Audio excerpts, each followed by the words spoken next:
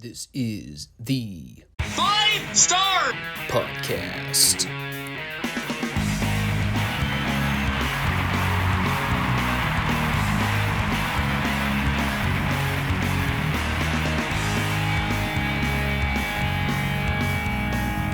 Let me talk to you.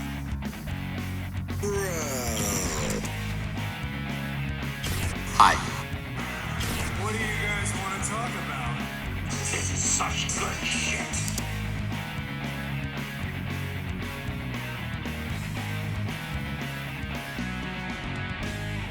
Thanks, guys. Back to you.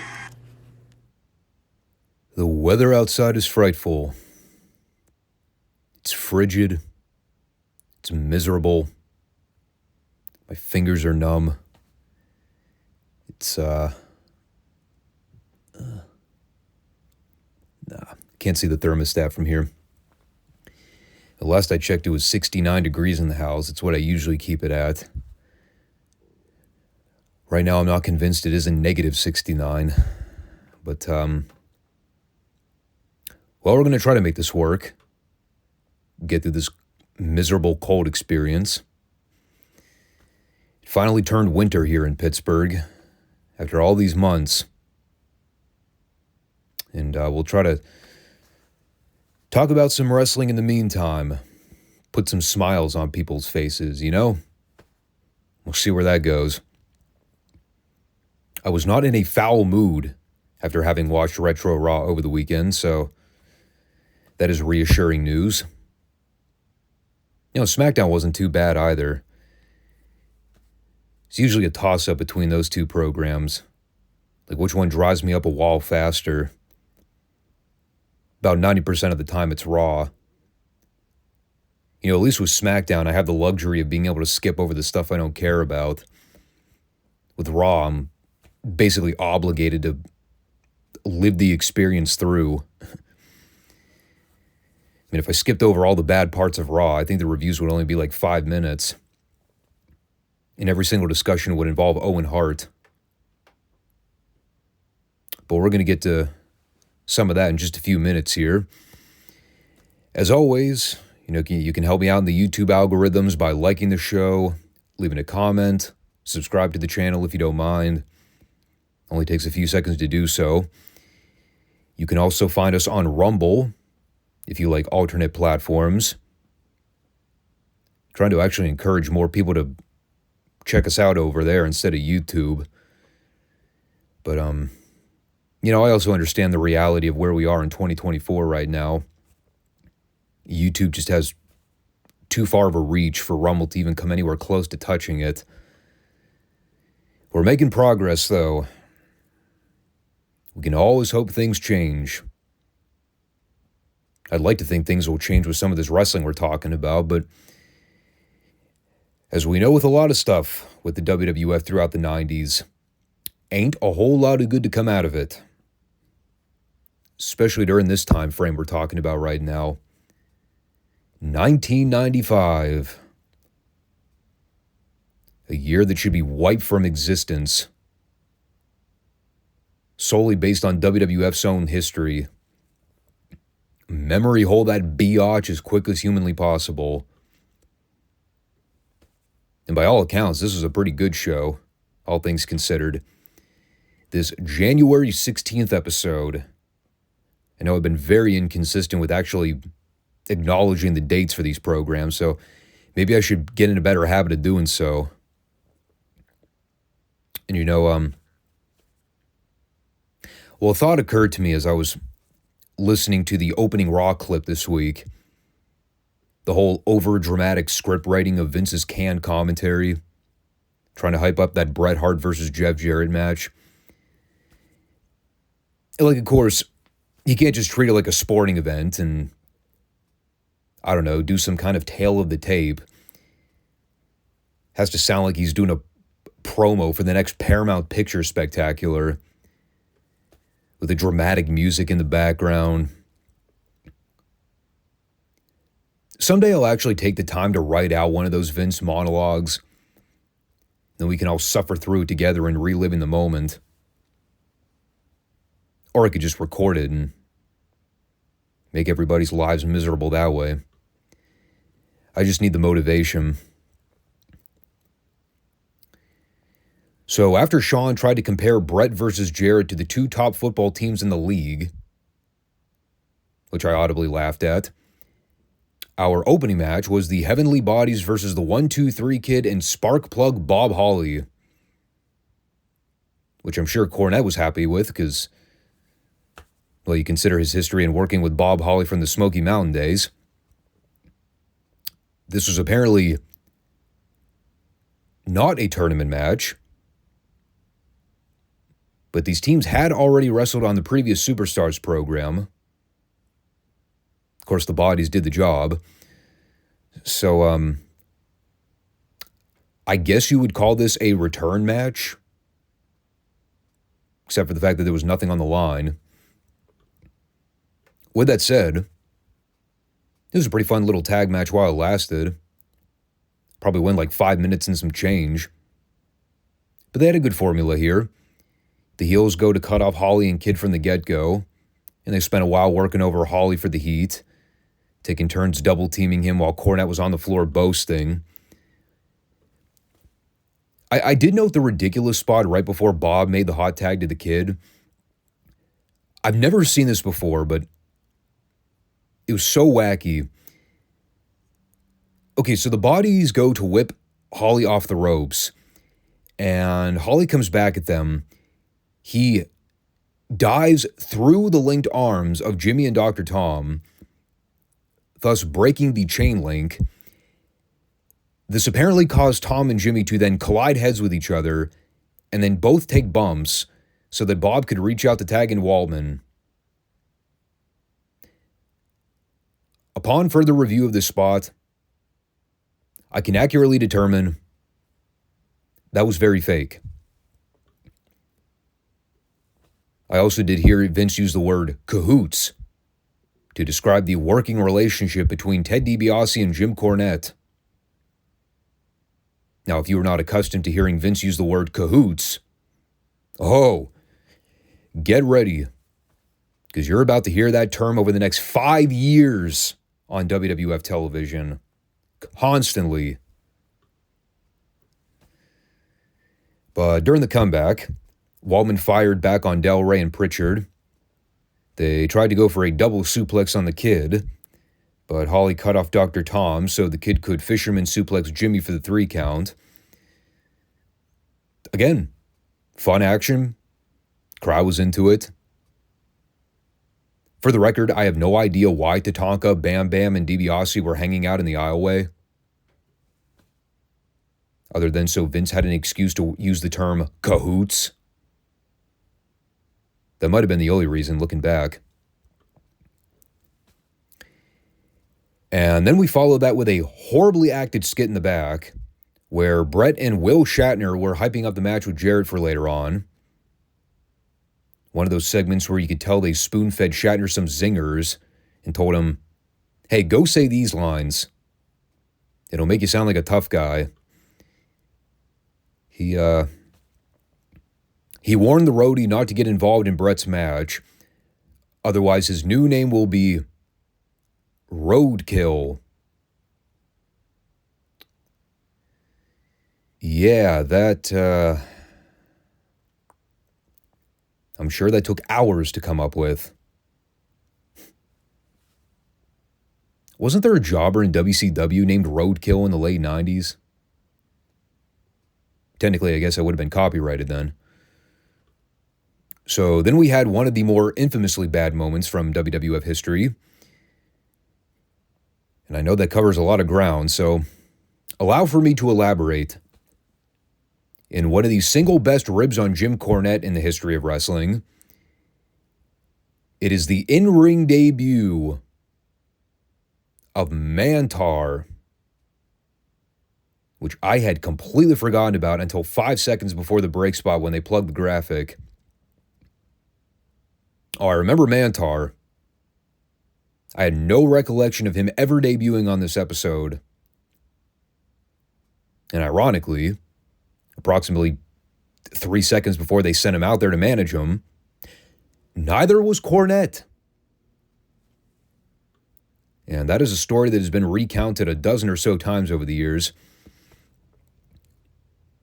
Now, of course, I do not like to speak ill of the dead. Now, it actually wasn't too long ago where we found out the guy under the gimmick had actually passed away. I never really read too much into it at the time. Like, I know the guy had wrestled other places before coming to the WWF in '95. I don't think he ever worked for another major promotion prior. Like, he had mostly been doing work in the indies overseas. I think mostly in Japan or Germany. But, well, of course, I mean, take one look at the gimmick and you see why the thing flopped like a month after it debuted on TV.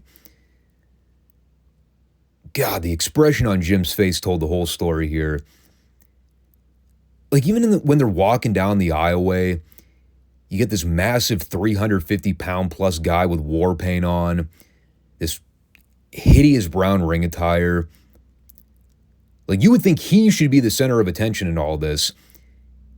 Meanwhile, the entire time I'm watching this, I'm just looking at Jim trying to cheerlead him from the aisleway.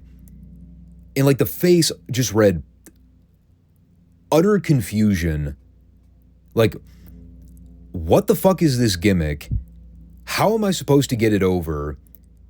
And what are we even trying to accomplish here? I mean, the whole thing was just a complete and utter disaster. And the match sucked. That kind of goes without saying. I mean, the guy, again, I know he's dead. I'm not trying to disparage him in any way. But he was a horrible wrestler. Like, for the short period the gimmick actually lasted, none of his matches were ever any good. I think they tried to have Brett carry him at one point right before they scrapped the gimmick entirely.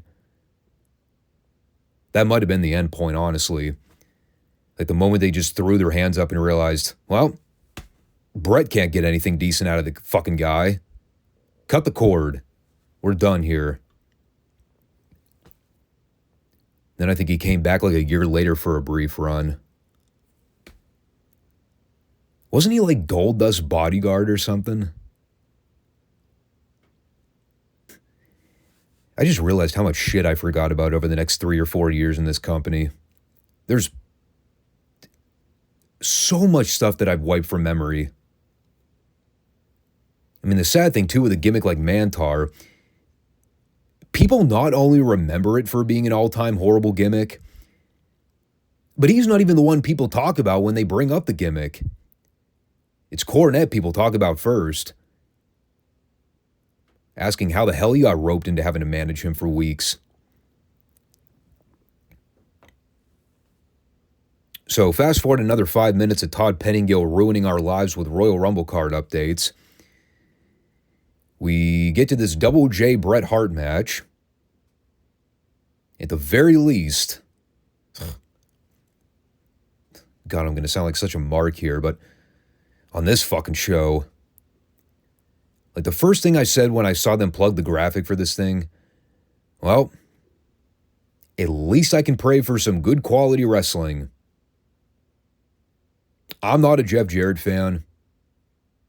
Bret Hart, I mean, again, while I wasn't a fan of him when I was young, I can at least now admit to being wrong about what he brought to the table as a ring technician. But that really is how far we've come with these retro Raws. I am now at the point where I will just settle for a good quality TV match where my acumen isn't insulted. And this was, in fact, a very good wrestling match. Christ, if Retro Raw had matches like this every week, I'd be praising this show to the moon.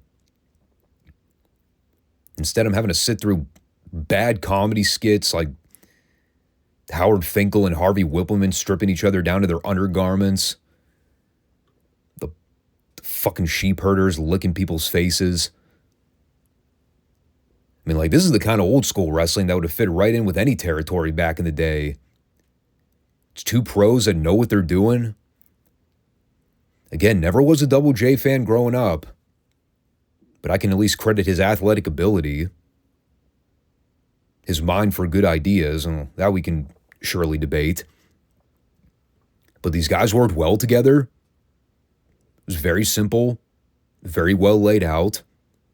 Flurry of offense from Brett at the beginning. Jarrett cutting off Brett and getting the heat for a while. Big fiery babyface comeback from the Hitman.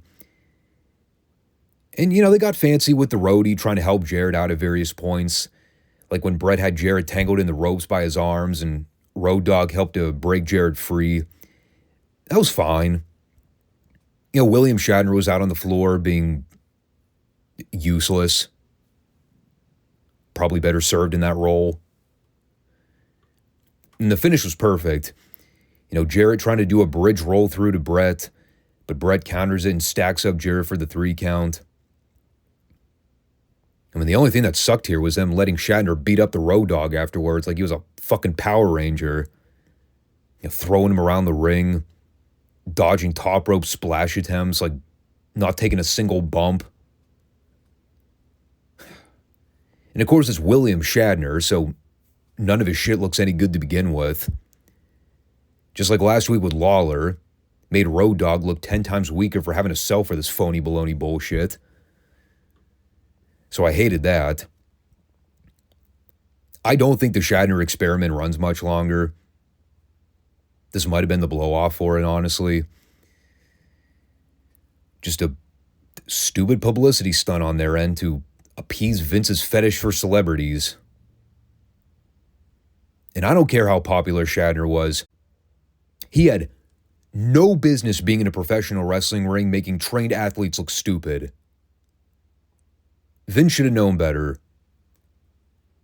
In 2024, this would have ended the Road Dogg's career if they tried to repackage him later on. People would have never let up on the fact that he sold for William Shatner at any point. They'd have let him take that to the grave.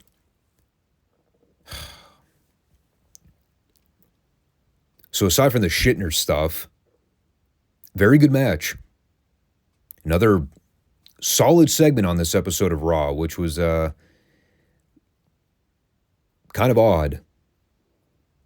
I was not used to seeing more than one good thing on a 45-minute episode. But that is now 2 matches that I've been impressed by. A good solid opener with the Bodies, Bob Holly and the 1-2-3 Kid, and this Bret Hart Double J singles match. And then Diesel tried to sponsor Slim Jim. And it was right back into the doldrums. That is where I wrote down, yep, it is still Raw. Speaking of reverting back to regular horrible Raw formula, we then go back to our sports entertainment portion of this week's program, featuring the King's Court with the $1 Million Corporation, a faction that now consists of the following names: Ted DiBiase, King Kong Bundy, Tatanka, Bam Bam Bigelow, IRS, and 2 mysterious unnamed druids. I wish I were making that up. Now, thankfully, this was not as hideous as last week's King's Court segment. This was just kind of meaningless. It was basically DiBiase talking about all the things the corporation were going to do in 95, none of which ever came true. He said that the IRS was going to bury The Undertaker 10 feet under at the Royal Rumble, which did not happen. He said that Tatanka and Bam Bam would decimate and embarrass Bob Holly and the 1-2-3 Kid to win the WWF Tag Team titles, which did not happen. And then he said that King Kong Bundy would go on to win the 1995 Royal Rumble, which I regret to inform you, spoiler here, he did not. And as I sat here watching this, the only thing I kept wondering was, okay, what exactly is the point of this segment? No angles came out of it. It was just a quick 2-minute heat promo so DiBiase could put over how awesome his faction of mid-card geeks are. And that's not me throwing shots at the men involved. I mean, I was never a big Tatanka fan growing up, but I didn't have a grudge against him or anything. But, I mean, look at the people involved and look at how they're booked. How in the world do you not look at this faction and think, mid-card? You know, another thing, this thought just kind of occurred to me here as I was watching this program. Does anybody know what the point of these King Court segments are anymore? Aside from them trying to keep Lawler busy on the show because they know he's a good talker. Because I'm finding that these King Court talk shows are really not accomplishing all that much. Like last year when they were doing it with Brett, I mean, at least we would see guys like break out into fights or something. Something exciting would happen. Now it's just, well, Lawler's going to hold the microphone and let Ted DiBiase cut a heel promo for a few minutes, and then we're moving on with the show. Now, to be fair, him and DiBiase bantering together, that's at least fun. But there just really wasn't a whole lot to the segment. Just time filler. And then we had a Mabel squash with some guy that was sporting a horrible Lawler knockoff gimmick, minus the ring ability and or the star power. Match was beyond atrocious. Mabel won with a seated leg drop in about 3 minutes.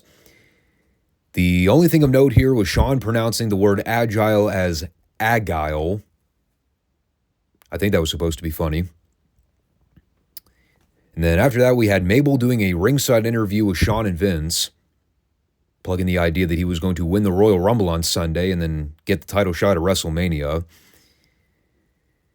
This was also the point approximately 40-something minutes into the show where I realized, oh yeah, the 1995 Royal Rumble pay-per-view is that following Sunday. Guess I better start mentally preparing for it. And then Sean and Mabel got into a verbal altercation, and Bundy interrupted and challenged Mabel to a fight to see which fat tub of goo could throw the other over the top rope first. But it was only a tease. No, we did not actually see the 2 tubs of goo come to blows. Bummer. Well, I'll give him this. Last week's show was an abomination. This one was moderately decent by comparison.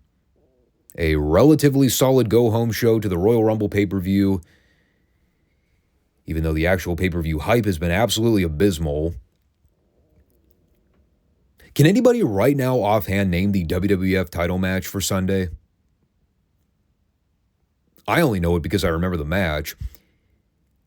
Have they given any indication on this show that the match is Brett versus Diesel? I mean, I didn't even think about the fact that Diesel was still the champion until the 60-second video package they aired of him at the very end of the show.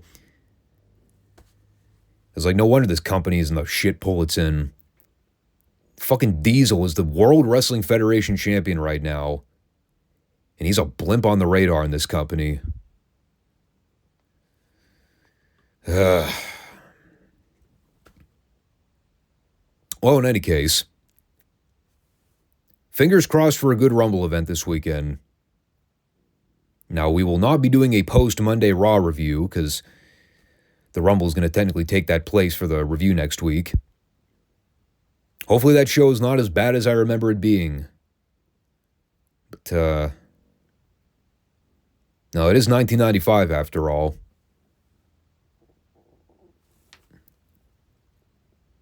So on that note,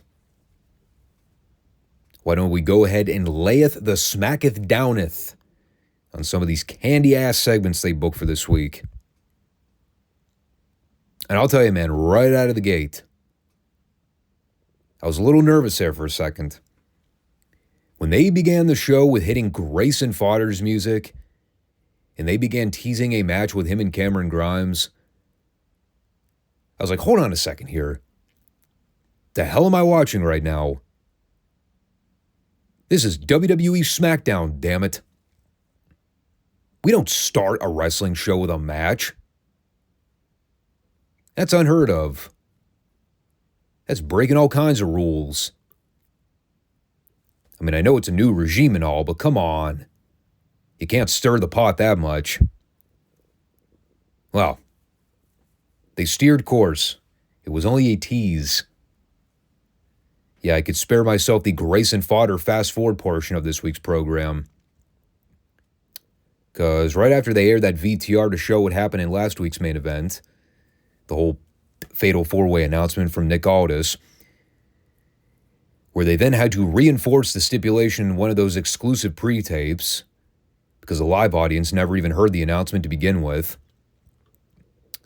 Out come the Bloodline, and they attack Cameron Grimes in the aisleway, which then permits them to go to the ring so Paul Heyman could start doing the promo for the Bloodline.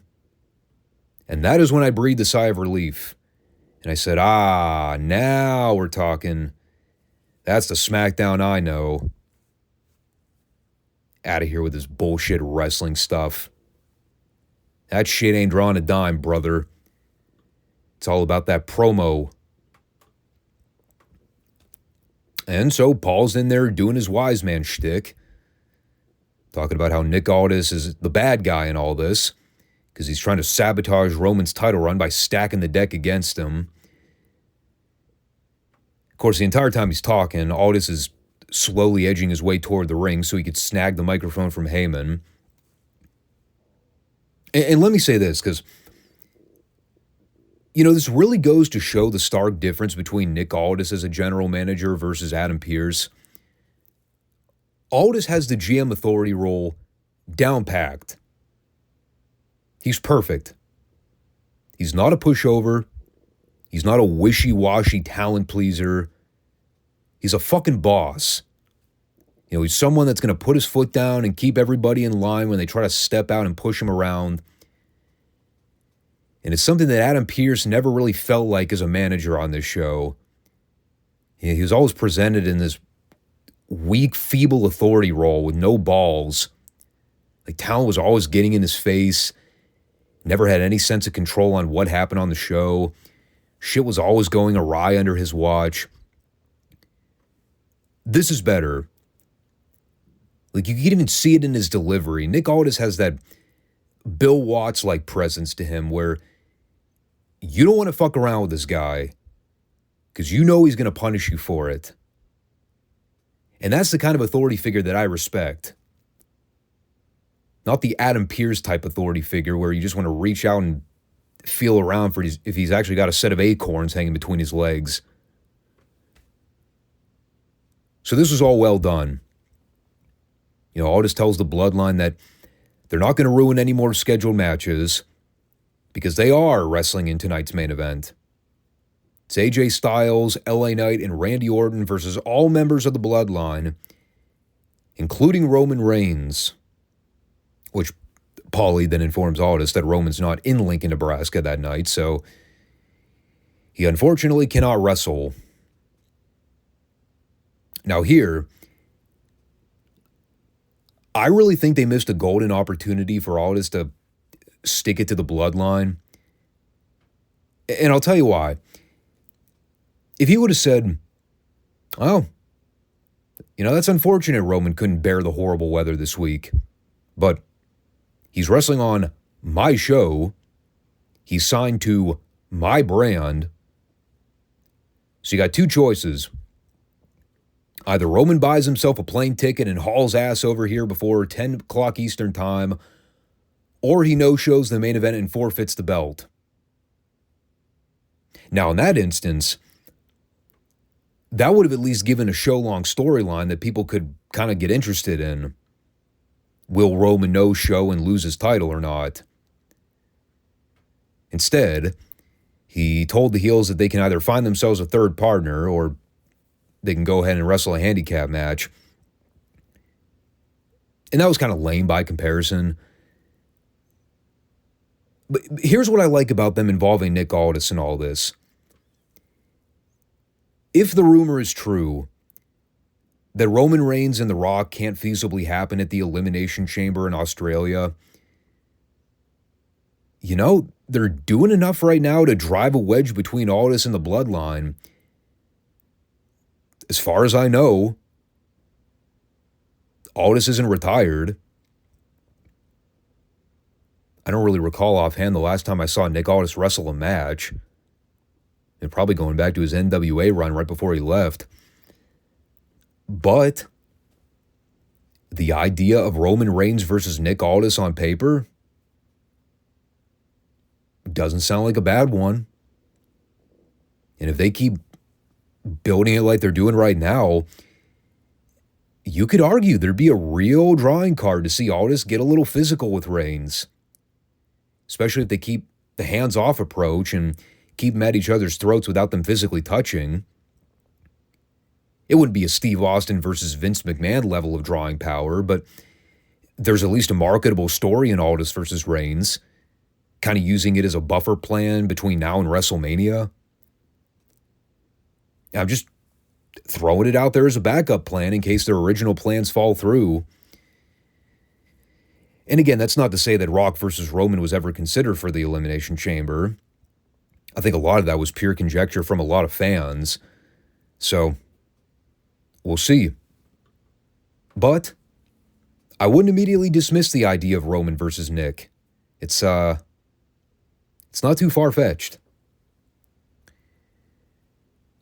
So then we go from the penthouse to the outhouse. Yeah, we had to fill some time with that pesky wrestling stuff. Now this one, we had 4 faction flunkies going at it in tag action. It was Angel Garza and Humberto versus the 2 LWO understudies. Whatever their names are. Quinoa Wild and Jasmine Rice. I spend more time questioning the logic of why Santos Escobar left 2 generic high-flying spot monkeys for basically another set of generic high-flying spot monkeys. I mean, in all seriousness, think about how stupid this is. Escobar just left the LWO where he had 2 underneath fall guys at his side, and now he's basically replaced those 2 underneath fall guys for another set of fall guys. I don't get it. I mean, the match itself was all right for what it was. I mean, the internet marks are going to rave about it because it was all video game moves for 10 minutes and nonstop lucha spots. It's the sort of, if you're into that kind of thing, you'll love it conversation. I was kind of ambivalent about it.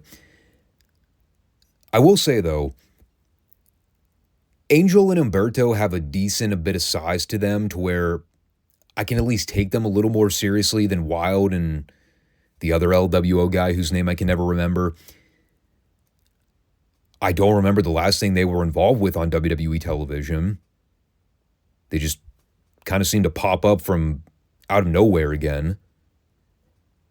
And I guess Escobar is aligned with them. Maybe that segment took place on a TV segment that I missed. I don't remember watching it. But the only other thing to note here was the ending where after one of the LWO guys gave Humberto some corkscrew running dive looking thing. It's pretty much what I wrote down here.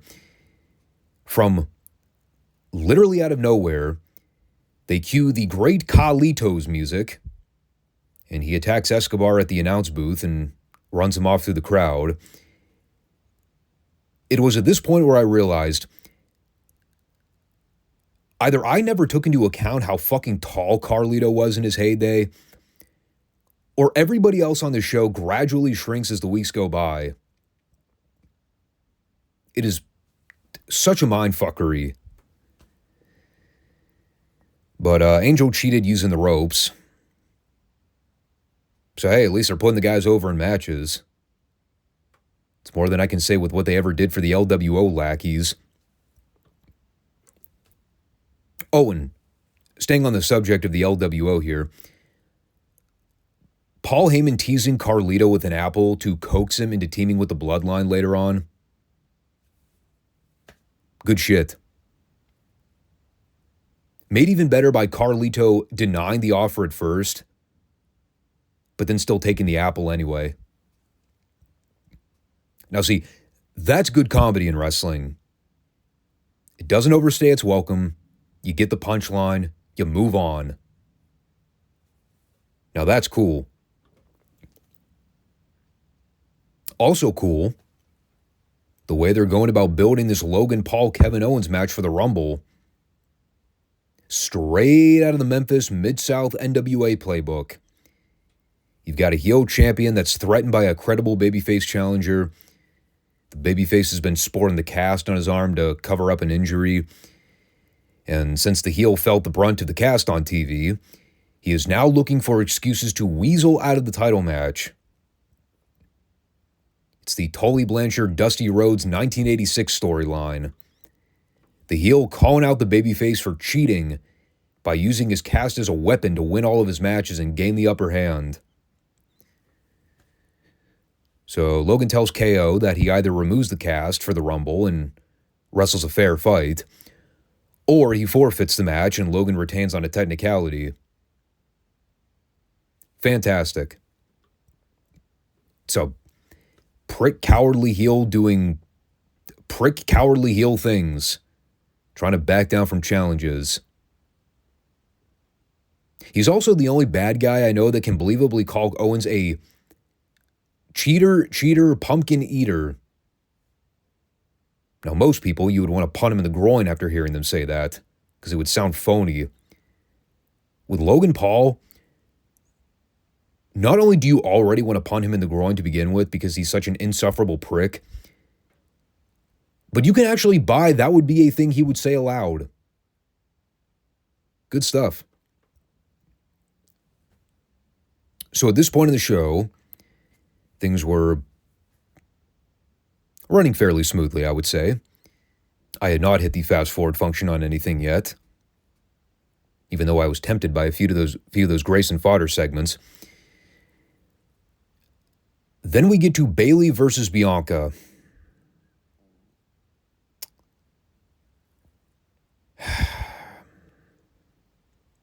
All right, well, let me start here. In all fairness, I didn't skip this. I was unreceptively watching.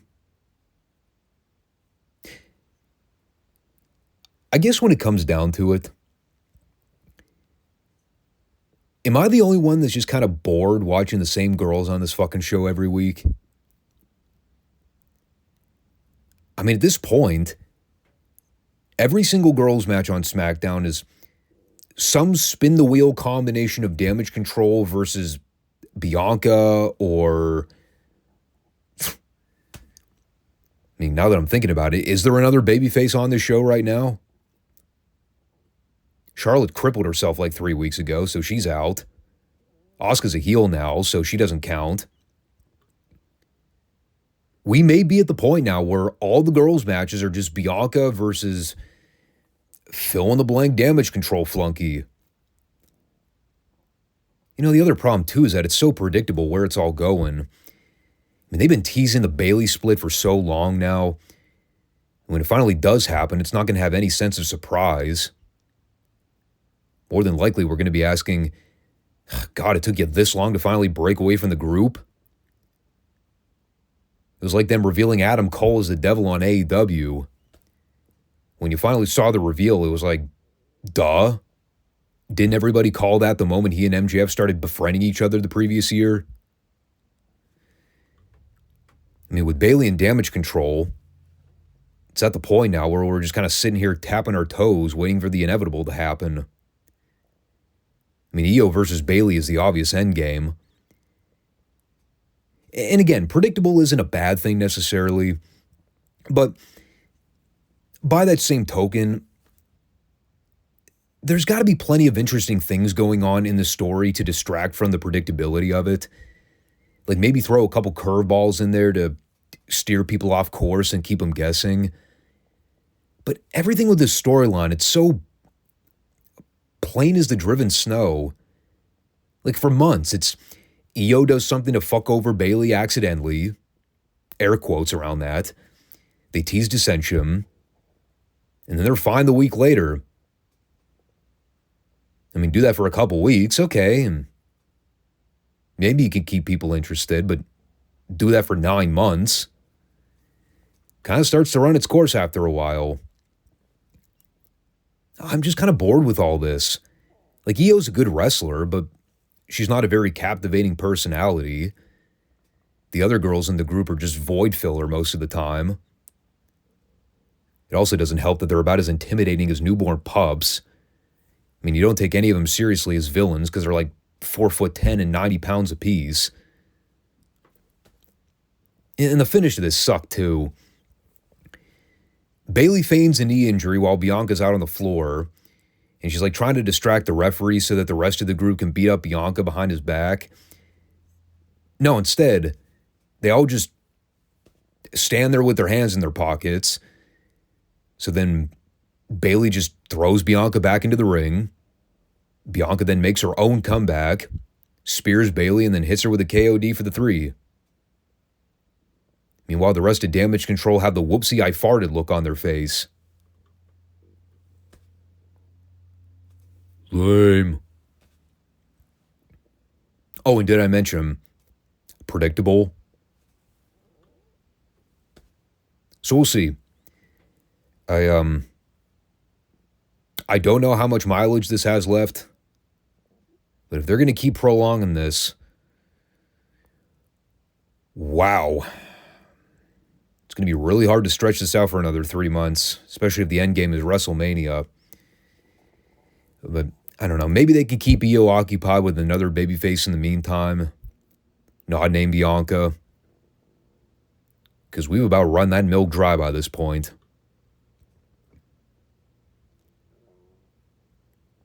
I just thought about it. Perhaps that was not the greatest analogy to use. My bad. So then we had some really bad sports entertainment theatrics with Bobby Lashley, the Street Profits, and Karrion Kross's overproduced VTRs.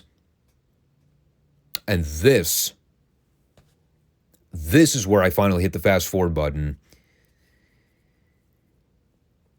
It only took me well into hour 2. But this is where I had to put my foot down and say, no. And the Cross video package was hokey in and of itself. Whoever keeps deciding to give Bobby Lashley a live microphone, please give yourself your 2-week notice and get the fuck out of this company. Because it's bad. If there's one thing Bobby Lashley should never come within arm's reach of, it is a live mic. Stop it. It's fucking horrible. As was this segment. Meanwhile, they got poor Paulie in the back interacting with the suspect sissies. I'm sure Heyman was gritting his teeth trying to get through that in one take. And then we had Carmelo Hayes versus Austin Theory. And boy, did this one not go according to plan. You know, I was just sitting here getting ready to chalk it up to the typical Austin Theory booking formula, where he evidently loses, because that seems to be the only thing they're capable of having Theory do these days, his jobs. But,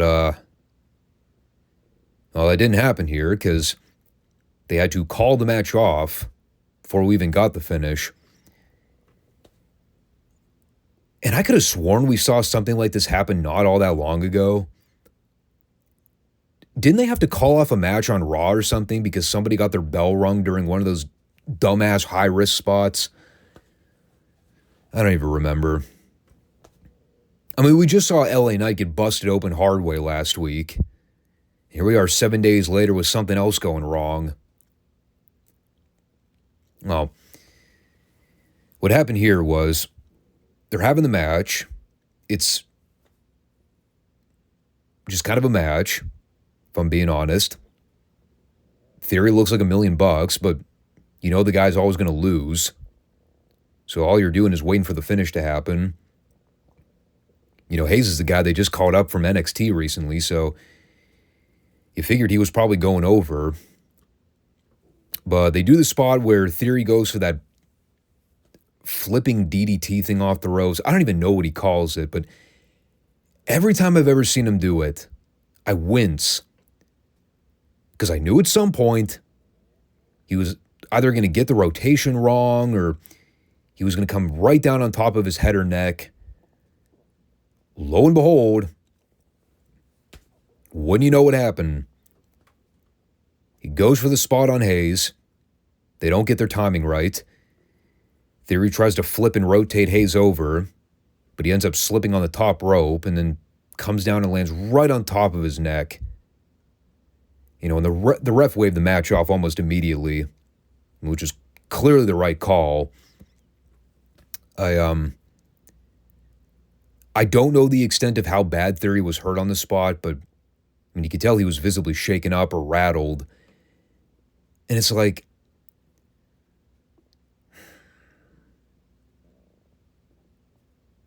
I mean, I'm a broken record at this point, constantly having to bring it up, but fuck, dude.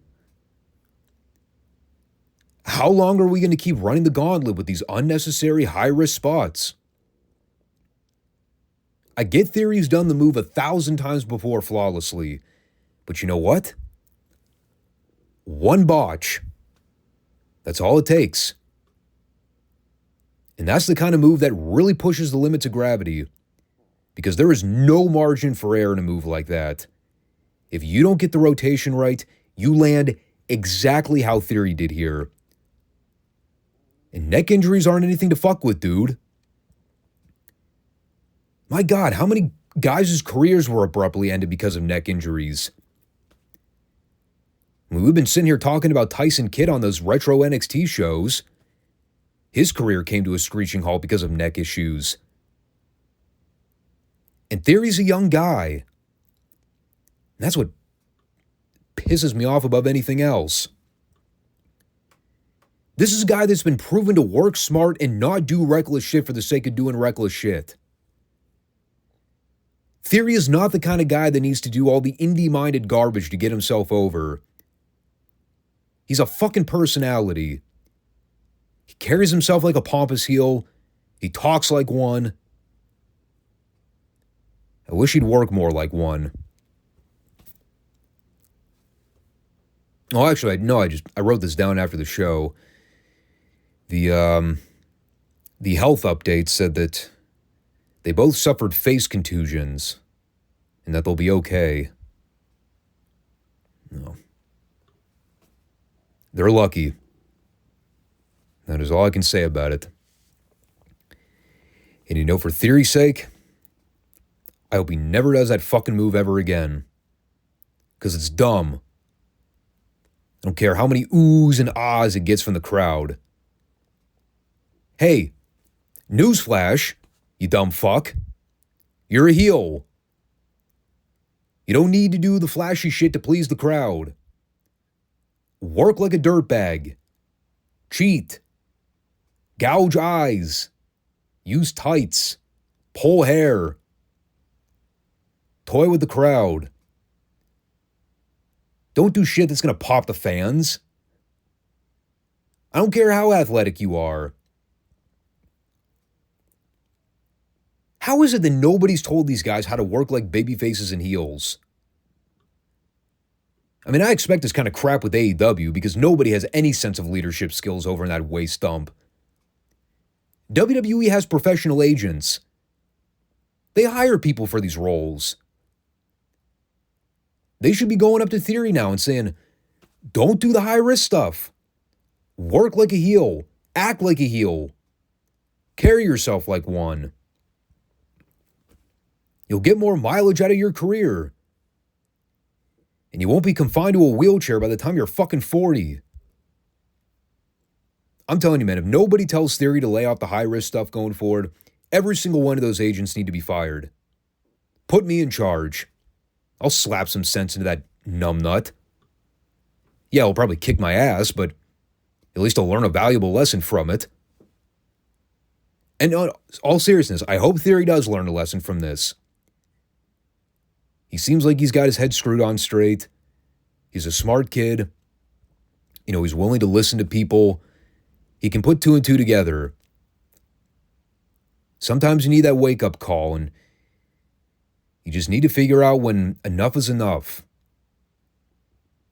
So hopefully this was it. Telling him he doesn't need to do all the crowd-pleasing spots. And if he continues to do it going forward, then, hey, you know what, man? He deserves what he gets. And that's probably a harsh thing to say, but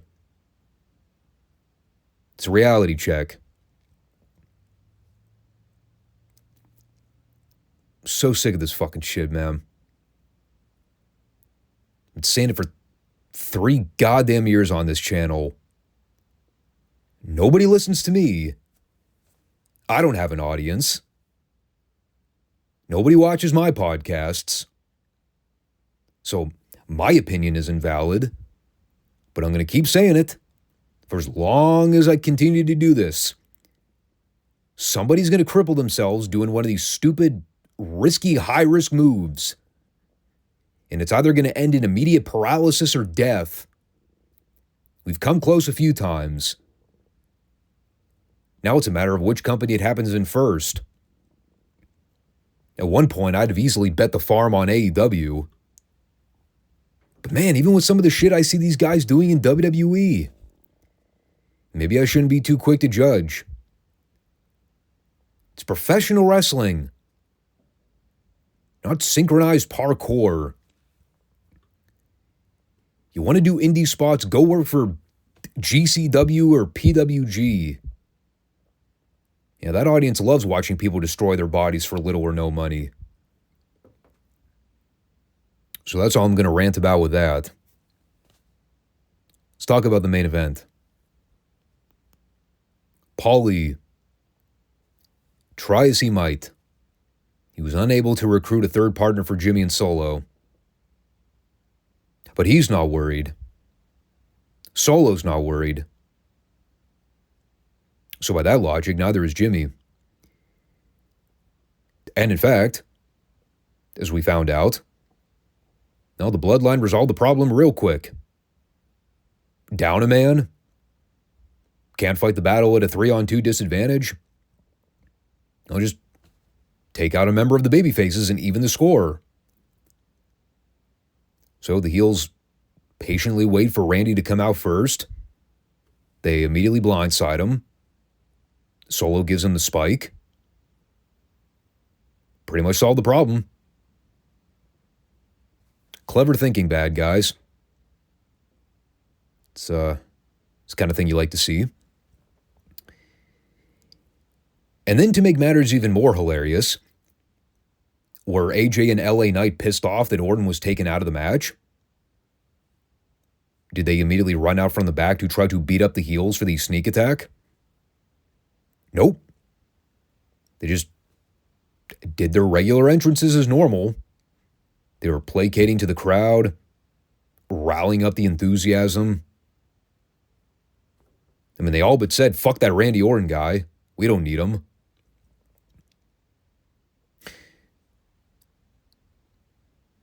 I'm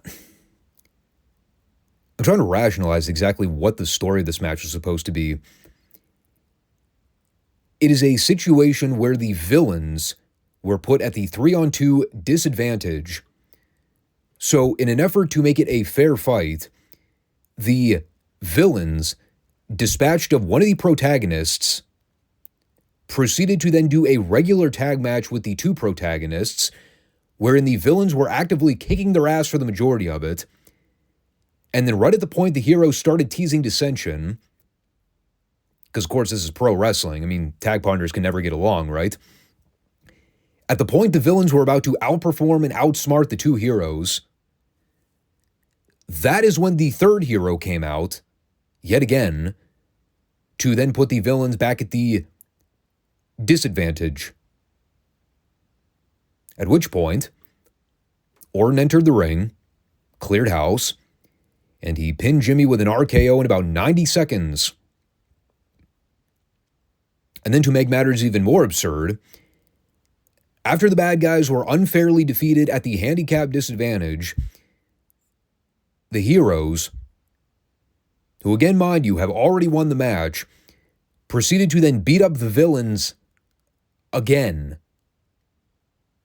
ending with Solo being put to the announcer's table with a triple powerbomb.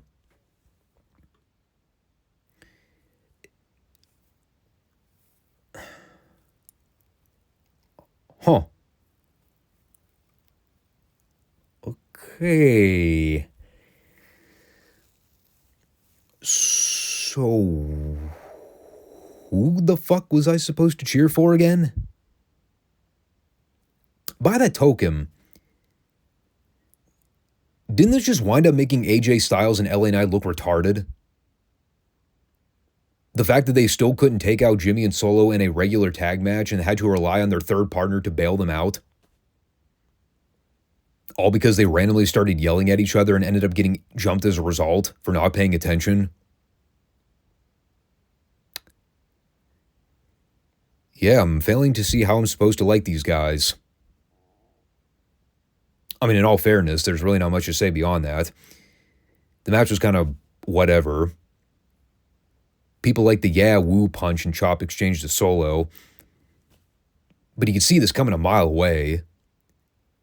And again, much like the conversation I had about Austin Theory a minute ago, the idea that you always know he's going to lose because that's how they always book him.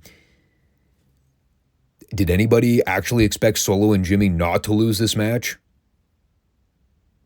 I'm not saying they should have won, but again, it goes back to the predictability issue. Here's an interesting question.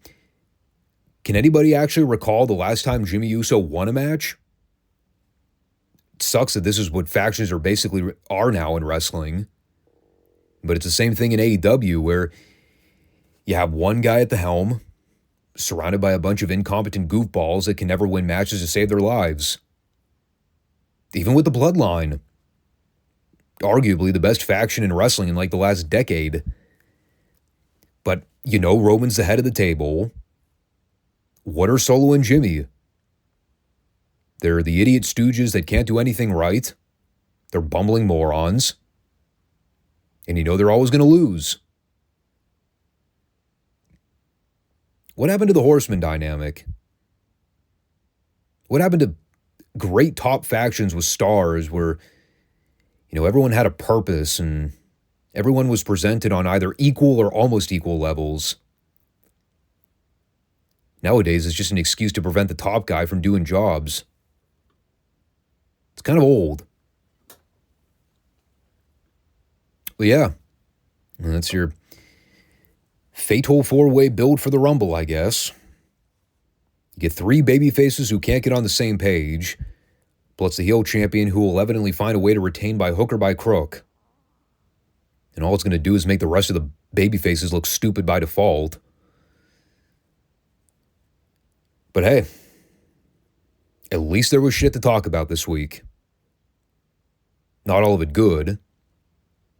And me reading Austin Theory The Riot Act as a tale in and of itself, didn't think the day would ever come to that. I mean, but the show was reasonably fine in comparison to, a lot of recent SmackDowns, as a matter of fact. You know, at least they're trying to get people talking now that we're coming up on Mania season. And we'll see how things shape up once we get confirmation on what's going on with The Rock. But, that's kind of all there was to say about this one this week. So I guess we could call this another historic milestone in the NXT timeline. Had another one of those Triple H special announcement deals to open up this week's program. Yeah. Now I see where Tony Khan was getting his inspiration for all those constant week-to-week special announcements.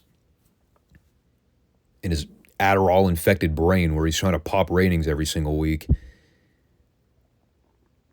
Like, didn't we literally just have a Triple H special announcement on this show like 3 weeks ago?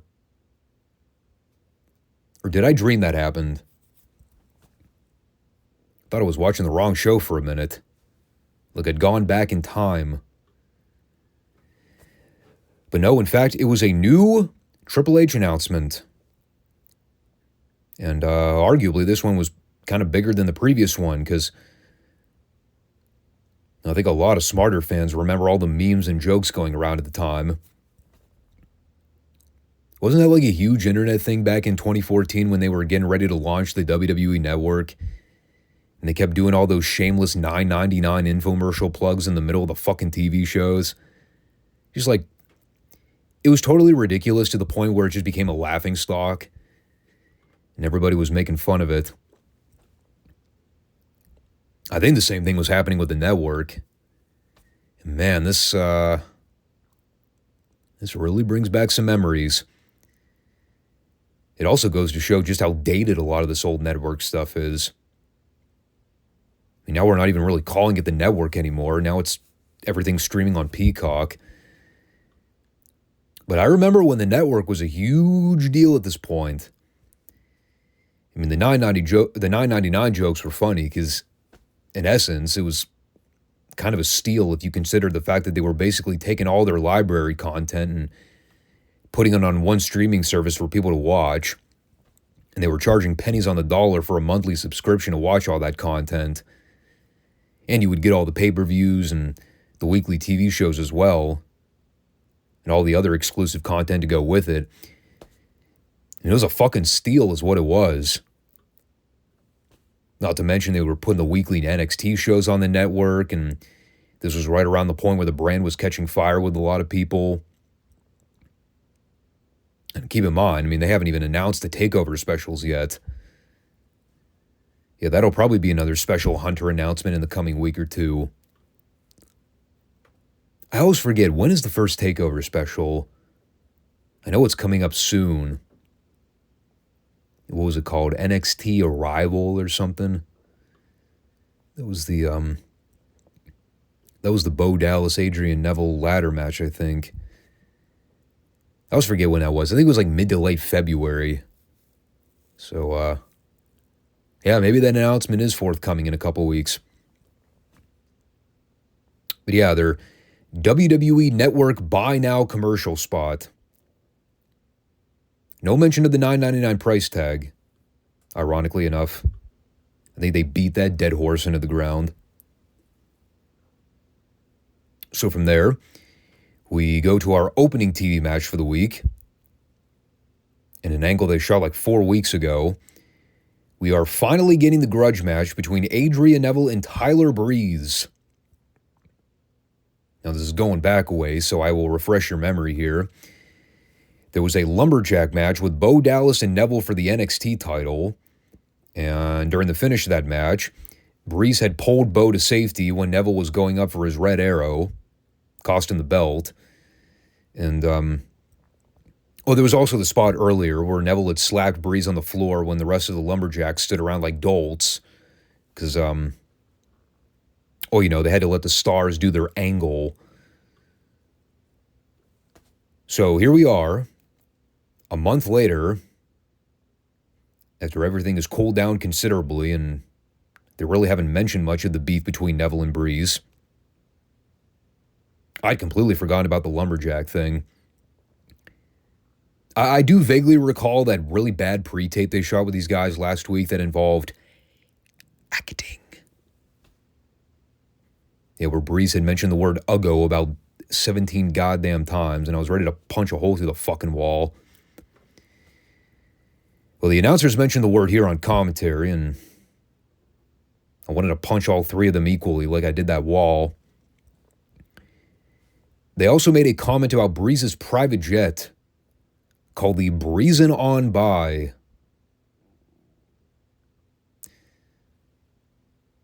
I am now convinced this show was written by children for children.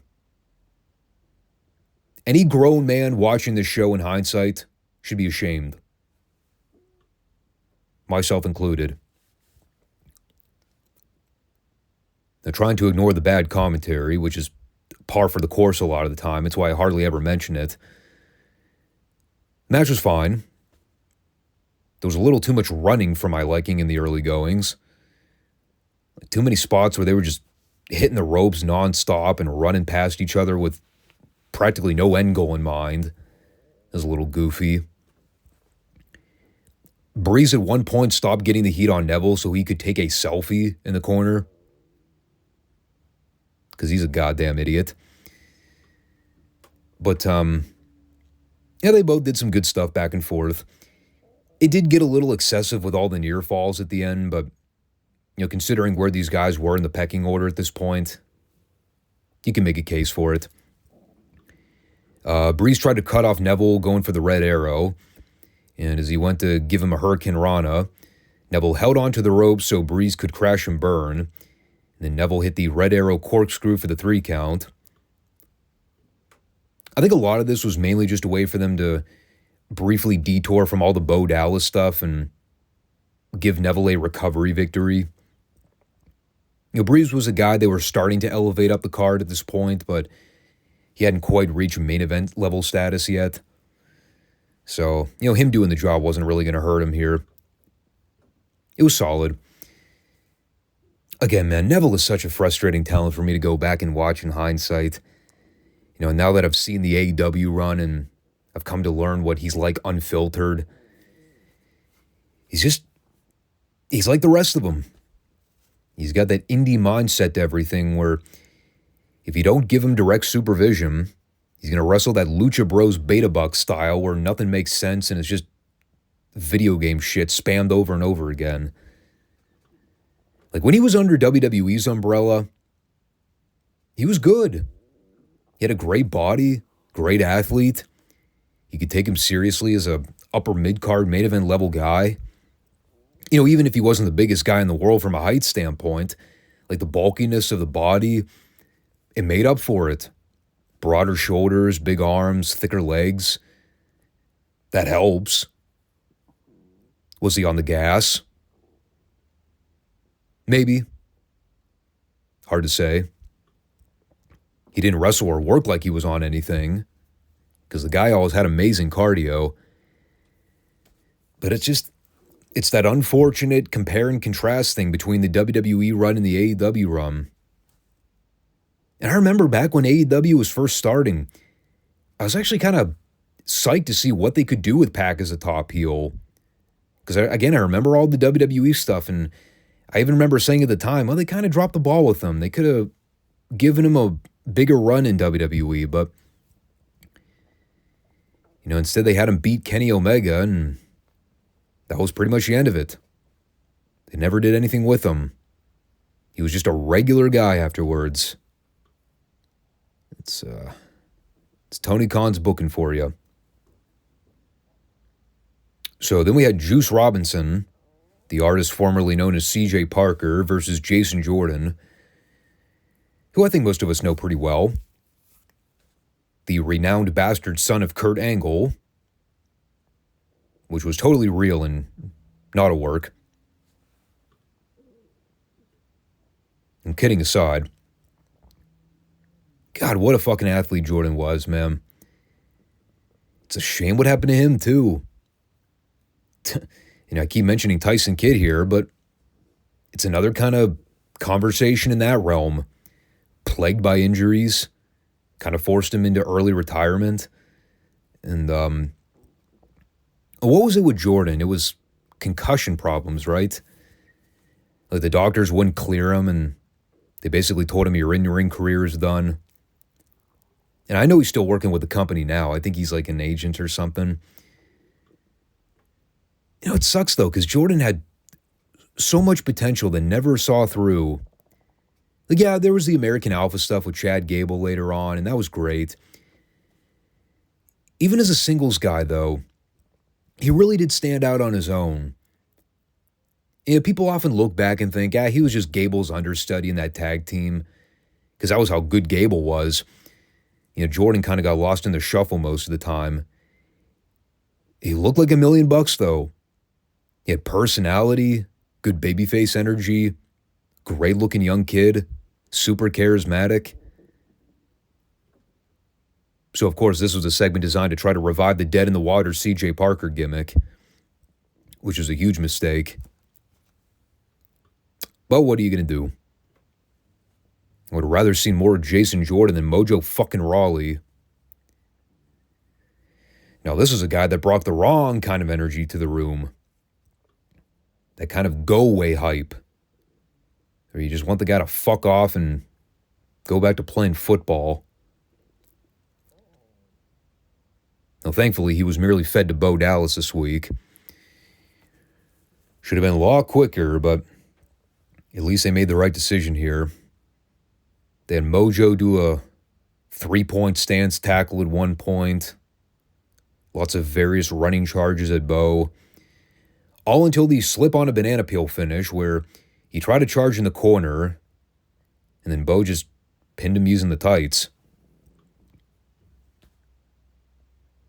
In other words, it was a total one-sided beatdown where the champion was made to look like a dweeb until he got lucky and cheated to win anyway. Great booking. Now, it'd be one thing if they were doing this with somebody that actually had star potential. But, doing it with Mojo Rawley. Visually insulting. But moving along with his Mid-South Leg Wrestling program, where everything was pretty much match the whole show. And that was good news on my end, because that meant less horrible acting in the back.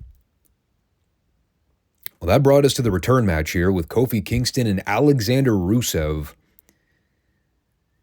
Yeah, Kofi wanted another shot at the Bulgarian Brute after having been knocked off the first time. I believe he chalked it up to him underestimating Rusev at the time. But now he's ready. Now he's ready to face the Redeemer.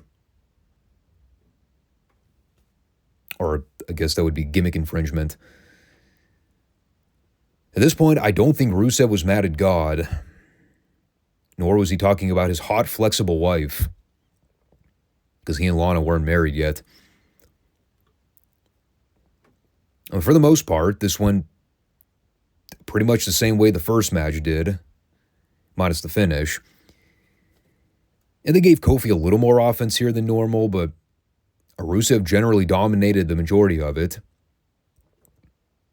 I did get a chuckle at one point here where the announcers mentioned that Rusev's debut match was a win over Dolph Ziggler. I said, oh, splendid. Yeah, Dolph Ziggler was still a fucking loser doing jobs even back then. Now he's one of the hottest free agents that just signed with New Japan.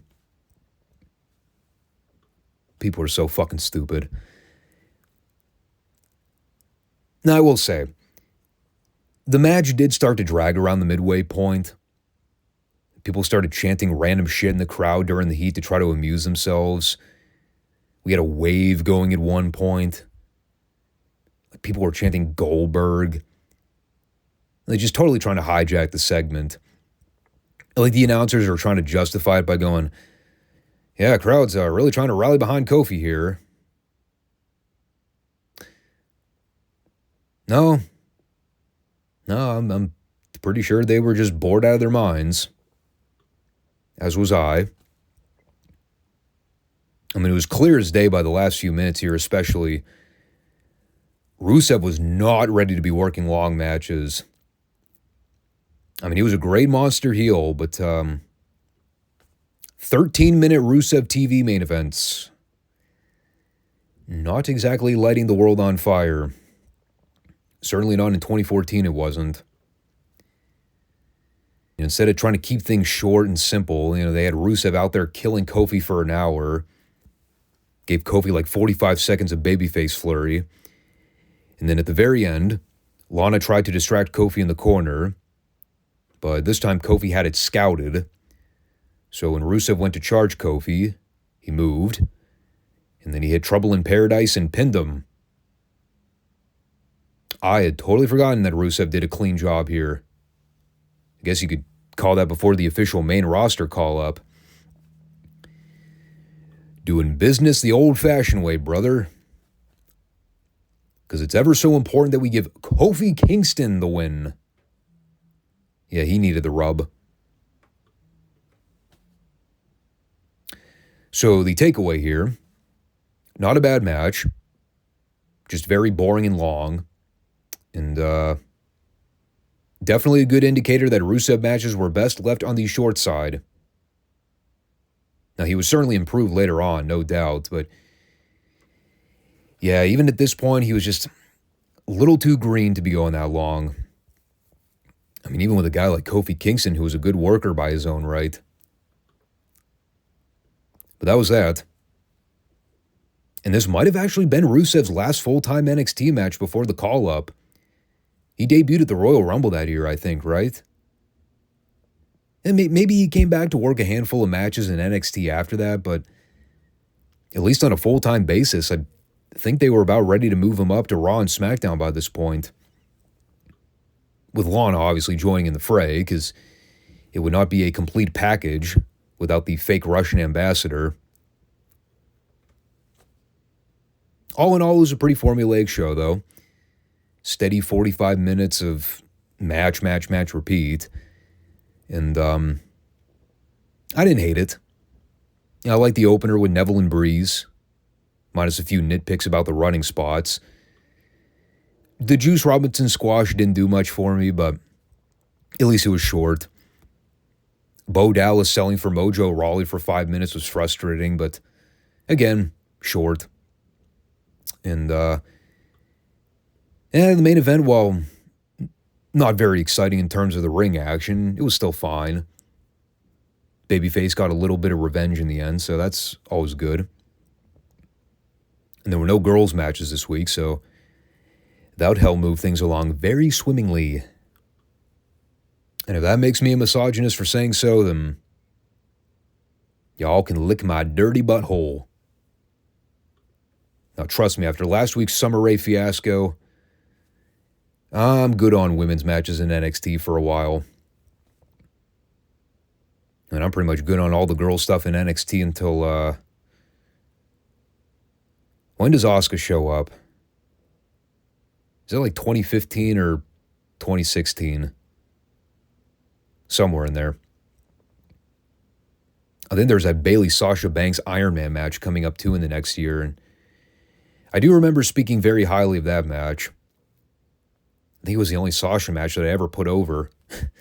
Because everything else she ever did I thought was overrated. But, enough of that. Oh, and of course, the mention of the WWE Network launch, which was definitely exciting news for the time. In 2024, not so much. But I still remember how big it was. WWE finally jumping aboard the streaming service platform. Getting with the times. And if there's one thing WWE was notorious for, it was getting on hot trends way too late. Well, that's a story for another day. So, as we go to wrap things up for this week's podcast, thanks everybody for watching. Again, make sure you subscribe, comment, like the show, and we will be back for our regular Friday format this coming week. And next week will be the 1995 Royal Rumble recap. So I'm going to have to carve out some time to figure out when I'm going to watch that. And then I always forget the date for this upcoming Royal Rumble. It is Saturday, January 27th, so we'll have another week after that, which is good. That means I won't have to watch 2 Royal Rumble pay-per-views back-to-back. So, thanks everybody for tuning in. Take care. Peace out.